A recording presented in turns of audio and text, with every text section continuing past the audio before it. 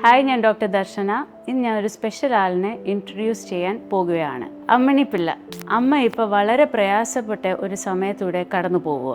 അമ്മിണിയമ്മയുടെ ഈ ഭാഗം നോക്കുകയാണെങ്കിൽ അമ്മിണിയമ്മയുടെ തൈറോയിഡ് വളരെ വലുതായിരിക്കുക. ഇത് വളരെ ബുദ്ധിമുട്ടായിട്ട് വന്നിരിക്കുക അമ്മയ്ക്ക്. അപ്പം അമ്മയ്ക്ക് തീരെ ഇപ്പോൾ സംസാരിക്കാൻ പറ്റുന്നില്ല, ശ്വാസം എടുക്കാൻ പറ്റുന്നില്ല. അപ്പോൾ ഇതിനെപ്പറ്റി അധികം വിശദമായിട്ട് പറയുന്നത് അമ്മിയമ്മയുടെ മരുമോളായിരിക്കും.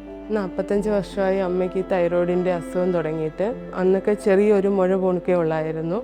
അത് പിന്നെ വളർന്ന് ഇപ്പോൾ തൊണ്ടമറയായിട്ടുണ്ട്. പല ഹോസ്പിറ്റലിലും പോയിട്ട് ആരും ഈ അമ്മയ്ക്ക് വേറെ അസുഖങ്ങളൊക്കെ ഉള്ളതുകൊണ്ട് സർജറിക്ക് ആരും മുതിരുന്നില്ല.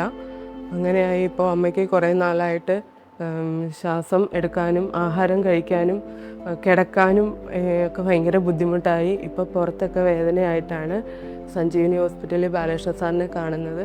സാറ് റിസ്ക് ഉള്ള ഒരു സർജറി ആണെന്ന് ഞങ്ങളെ പറഞ്ഞ് ബോധ്യപ്പെടുത്തിയതിന് ശേഷം മാത്രമാണ് സർജറിക്ക് മുതിർന്നിരിക്കുന്നത്. അതിൻ്റെ വരുംവരായികളെല്ലാം ഞങ്ങളെ പറഞ്ഞ് സാറ് ബോധ്യപ്പെടുത്തിയിട്ടുണ്ട്.